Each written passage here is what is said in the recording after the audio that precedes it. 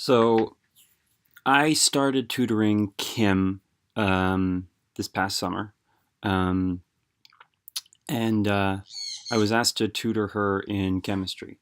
So my main goal was to make sure that I basically covered all the key concepts of chemistry so that she'd had exposure to them. Her previous year science teacher told me that she'd missed a lot of introductory chemistry lessons because she was pulled out for a lot of reading and writing help. Um, so I wanted to make sure that I exposed her to all those concepts so that by the time she took her survey science course in the fall, these wouldn't be new things. Um, I wasn't sure at first how to approach teaching her. She's in eighth grade. Um, I didn't really know that much about her, um, and I'd never tutored this subject before. So, and the tutor who was handing her off to me said that she'd been trying, to show her some videos with limited success. Plus, the tutor felt uh, didn't feel as strong in the subject as I felt. A little more confident, I guess. Um, so I was willing to give it a try.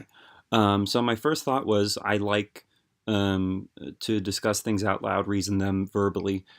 So I thought that I would try that first with her just to see if that worked with her and it was something I was comfortable with. Um, so I knew it would be a good way to start things. Um, I knew that I was teaching in a way that I liked, and that ultimately I'd be switching to something that I knew she would like better. But if she liked how I started at first, well, then great.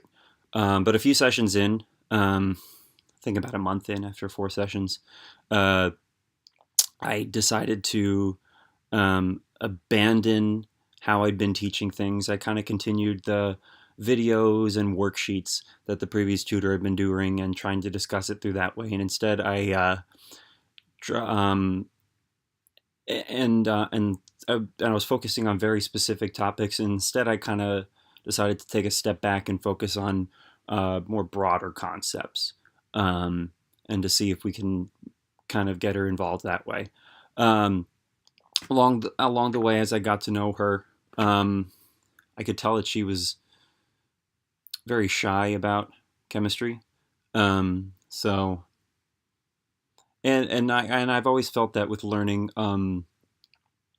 you can learn a lot better when you have an interest and get enjoyment from the topic that you're learning. So I thought that I decided to change my goal from covering all the content to just, I mean, still covering the content, but moreover, I wanted to just, you know, uh, try getting her excited about science, which was something that I could tell that she wasn't that interested in. And then I felt, because I do really subscribe to Vygotsky's theory of learning, the constructivist theory, um, that if she were more interested in science, that and I could find, and then I could find more things, or that I could, learn more about her. She likes to dance, for example, and I could find ways of relating the concepts to things that she already likes and knows about. I could help her construct the knowledge and start to gain confidence in science. So my first breakthrough came when I showed up with a hands-on experiment. It was an experiment where we learned about density, and she really liked it.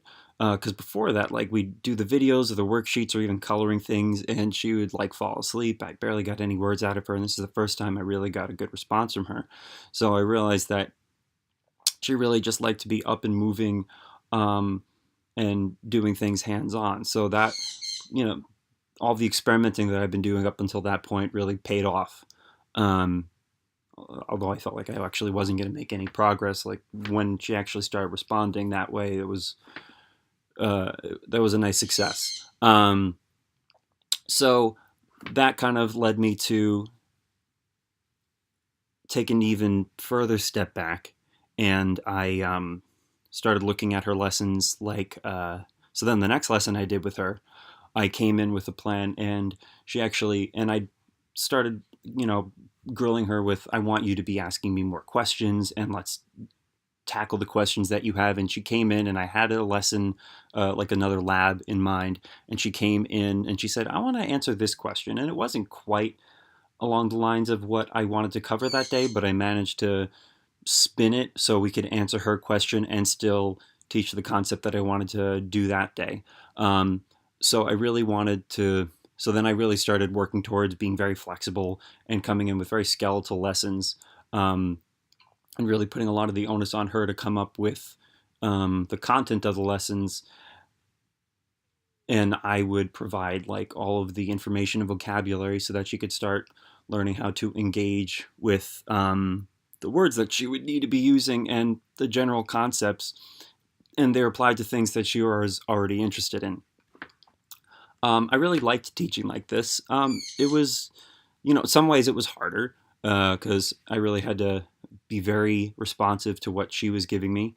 Um, and I really had to know the content very well that I was going to be presenting so I could find a way to be flexible and teach it to her in that moment. But on the other hand, it was easier to teach like that because, I wasn't, struggling to, try and get her engaged. I didn't feel like I was sitting down and saying, come on, you gotta focus, or like motivating her by saying, like, if you do this, then you'll get, I don't know, an A or something on your paper, or we can go get ice cream or something. Like, just the activity itself was the motivating factor, which was a really nice feeling. And it's something that I really tried to do in a lot of my other tutorings and my daily work as a job coach. Um, and, I also wanted to make sure that she was retaining the information that we'd been working on. So um, I needed to figure out a way to do that. And one of the things I noticed when we were first working, because when we were doing some of the writing in the worksheets, um, it was very distracting for her. Um, so I decided to, since it wasn't, my focus wasn't writing for this. It was, the focus was science and not writing. I decided to not worry about having her write things down, and instead decided to rely on a more conversational kind of assessment. So at the end of every lesson, instead of having her do a worksheet, I would do like a sort of verbal quiz. I would ask her a series of questions, just reviewing vocabulary that I'd introduced to her that day, and have her provide kind of very simple responses.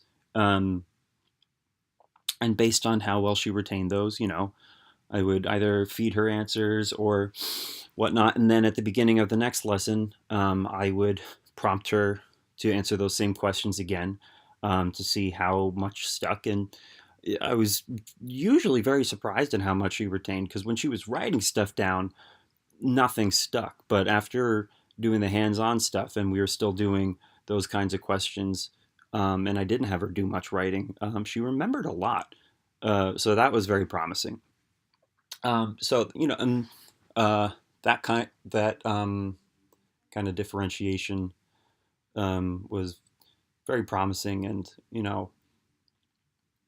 for me, as long as I know that they know it, and I don't feel that it's completely necessary all the time for them to be able to do everything the way the rest of the class is doing. So if my student, this particular student, can answer all the questions just by speaking them out loud, but if I ask her to do the same questions, writing them down, she gets them all wrong, well, then why not just have her answer them out loud? I think that's perfectly fine.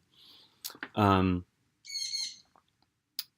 so I thought that that was very appropriate, and it was nice to see that like she still retained the information even after, the writing didn't help, and I didn't feel bad about abandoning it. Um, what else? Um, oh yeah. So going back to changing my teaching styles, um, I think that one of the things I've really learned is how to be very flexible with my teaching styles. Not to get so set in, well, this worked, so I should always stay with it. Like to be able to say, okay, I'm going to try a bunch of things with the student and with this class, and if they don't work, then I'm going to say, okay, that's fine. Let's just keep failing forward. Um, but there's also a limit to how many different ways you can try to do something without completely losing your students. They need some sort of consistency. So that balance, I don't know how that's going to play out in a classroom setting yet. So I'm curious how that's going to play out in the future, but I'm looking forward to it. I also had a great opportunity to kind of experience having to communicate with um, parents and other teachers to help Kim when she started transitioning to the high school or to the regular school year. So after the chemistry stuff was done, I didn't want to keep loading that onto her once the school year started because she was starting with more physics based stuff and I wanted to support that learning instead of distracting her with extra content.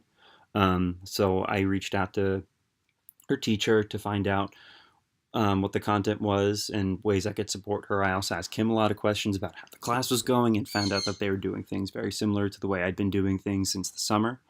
Um, and I also reached out to her mother, who recently actually expressed a lot of worry about some of the things that the science teacher had actually said about Kim succeeding in the class because she's receiving a lot of accommodations, and the teacher implied that she wouldn't receive those at the high school level. But from what I know from this class that I've learned about the law and special education, I knew that all of those things were absolutely required if they're in her 504 plan. They have to give it to her, and I also work at the high school level, and I see the kinds of accommodations her mom told me she was getting being used all the time. Um, so, having that kind of parent interaction was also very satisfying and fulfilling. Um, so I would say that, with all the experimenting I've done and the techniques I've learned in this class, I feel like I've been very successful with my tutoring so far, and I feel like I've learned a lot as a teacher over the past couple months. And I'm really looking forward to what comes next.